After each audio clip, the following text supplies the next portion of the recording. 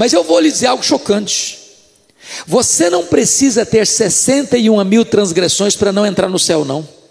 Se você tiver um único pecado, você não pode entrar no céu. O que eu vou lhe dizer é chocante. Só gente perfeita entra no céu, sabia disso?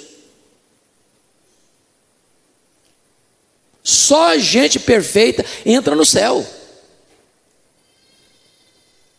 Porque no céu não pode entrar nada contaminado. Aí você pode argumentar comigo e dizer, não estou gostando dessa brincadeira não, esse negócio não está certo, porque eu faço muita coisa boa, eu faço muita coisa certa. Se botar na balança coisa errada e coisa certa que eu faço, tem certeza que tem mais coisa certa que errada. O problema não é esse. O problema é que você não atingiu o padrão da perfeição para entrar no céu. E eu explico. Biblicamente está escrito assim: se você guardar toda a lei e tropeçar num único ponto, você é culpado da lei inteira. Por quê? Porque você comprometeu o padrão da perfeição. Eu ilustro de novo.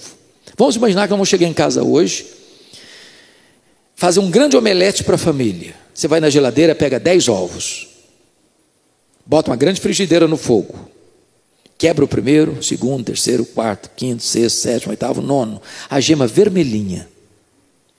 A hora que você quebra o 10º ovo, ele estava podre, caiu lá dentro da frigideira. Eu pergunto a vocês, quanto do omelete vocês estragaram? Todo, mas só tinha um ovo estragado. Só que você comprometeu o padrão da perfeição. Talvez você esteja pensando assim, pastor, se o negócio é desse jeito, então eu estou frito. E se você pensou assim, parabéns, é isso mesmo, está frito mesmo. Não tem chance, não tem esperança de você ser salvo pelas suas obras, pelos seus méritos, pela sua religiosidade. Impossível, impossível. Então, eu tenho uma boa notícia, uma grande notícia. O que você não pode fazer, o que você não consegue fazer, Deus fez por você.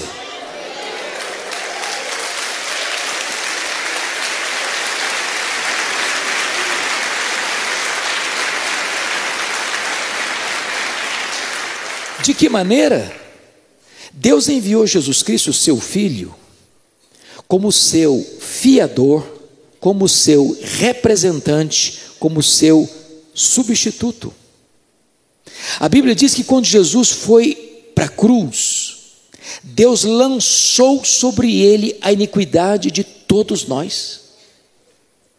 E ele foi carregando sobre o seu corpo no madeiro os nossos pecados.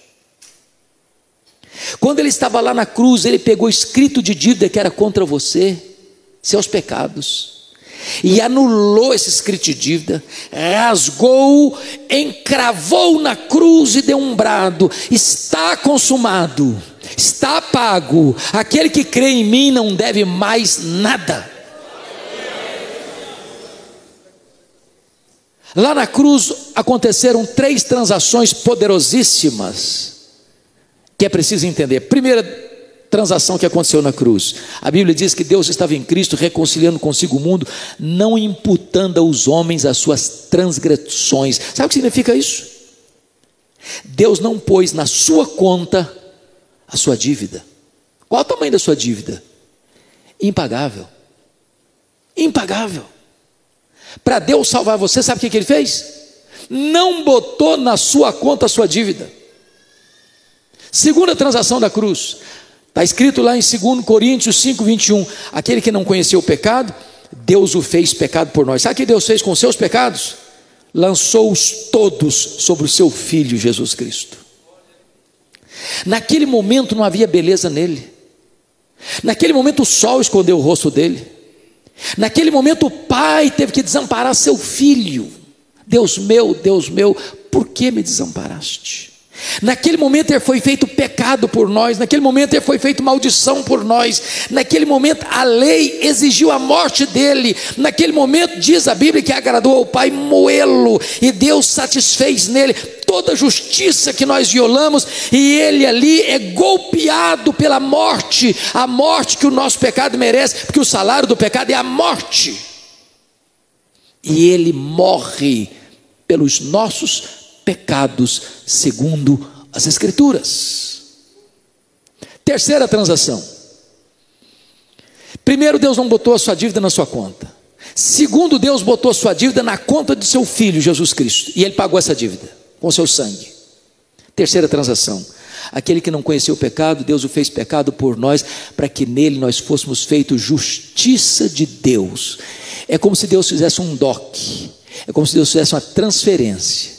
Agora Deus pega toda a justiça do seu Filho e vai lá e deposita na sua conta. Isso é mais do que perdão. Preste bem atenção no que eu vou lhes dizer. Isso é mais do que perdão. Sabe o que é perdão? Perdão é um conceito negativo, justificação é um conceito positivo. Eu ilustro. Imagine que você estivesse quebrado, falido. Você devesse R$1 milhão ao banco. Você não tem um centavo.